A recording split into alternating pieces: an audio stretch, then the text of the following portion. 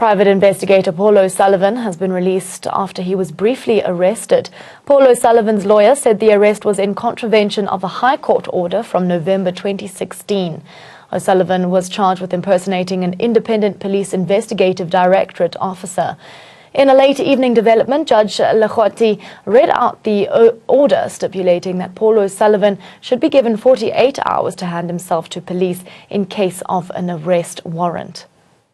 The first, third, and fourth respondent shall release the applicant from detention before 23 hours 30 or 30 February.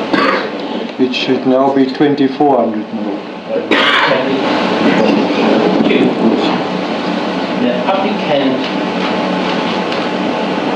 The application is removed from the roll. 3.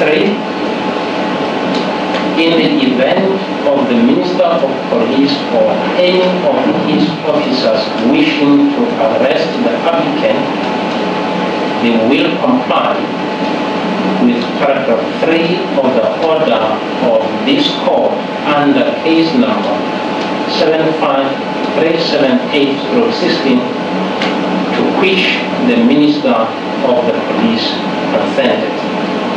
4.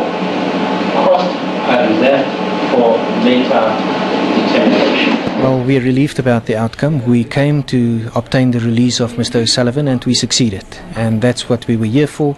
We're delighted about the outcome and we're delighted for the guidance that's been given by the judge in guiding the parties towards reaching this agreement. So Mr. O'Sullivan will sleep at home tonight. We'll make sure of that and we will pursue this matter further. There are separate issues that's not been dealt with tonight. The issue of costs, that's not been dealt with. The issue of contempt of court, the contempt of an order that was there and that was agreed to by the Minister of Police. We will deal with that at a later stage, but that are not issues for the urgent court to determine on. We will do that at the appropriate time. It's past midnight. Paul O'Sullivan's team says they are relieved by the court order. Paul O'Sullivan will not have to spend a night behind bars. However, they say this is not the end, as there are matters that needs to be dealt with. This is Calder Norma for ANN7, Pretoria. Paul O'Sullivan's assistant, Sarah Jane Trent, who was arrested on Friday, was also released yesterday. Speaking to ANN7, she maintained her innocence. She faced similar charges as that of O'Sullivan of impersonating an IPID official. Can you just talk to us? We do understand you're out on bail and you were arrested on Friday. Do you have any answers today standing here? Why were you arrested and what were some of the reasons that they give you?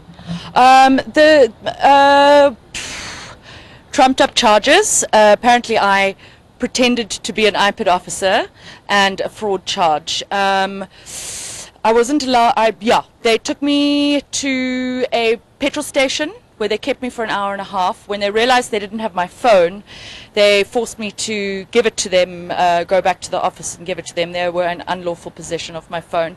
They then downloaded it illegally in the boot of a car. And then they took me to Camille Drift after they told me to tell my attorney that they were taking me to Cullinan Police Station. They took me to Camille Drift. My parents, for 5 hours sitting in Cape Town, had no idea where I was. No one knew where I was. A guy drove with a R5 rifle across his chest, eating popcorn and driving at 160 kilometers an hour. I was tied. I couldn't move. I've never been so scared in my life. They took me to the police station. When I got there, one of the police officers that were there, they said, "Is this Trent? Her lawyer's looking for her." And the arresting officer said, "No." I then jumped up and I said, "Please phone, please phone." And the arresting officer said, "No, we're doing this first." I think, and then I had, 5 minutes with my attorney.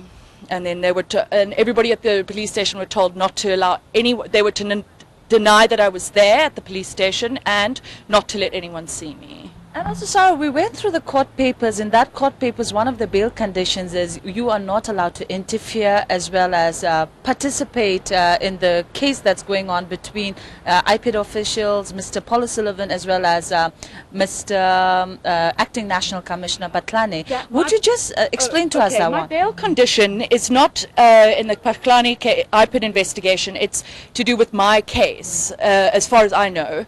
And they were supposed to give a list of witnesses that I must not interfere with. I've said absolutely, but they did not give the list by 12, so that is a moot point there. So they, you know, if they were that concerned, they didn't want to give me bail based on the fact that I may intimidate witnesses. I don't even know who the witnesses are, and they had ample opportunity to give me the list, and they didn't. I'm not, you know, I'm not going to interfere with anything. Yes, and the charges that they've said, alleged charges, they're talking about you impersonified or an IPID police officer. Yeah. You have any clue of, you know, are they talking about you going to Mr. Patlane's house while, or did you accompany Mr. Paul O'Sullivan when he was going to Mr. Patlane's house, the time IPID was going to his house for a raid, the first raid? Oh no, I've never been on a raid. Never been on a raid.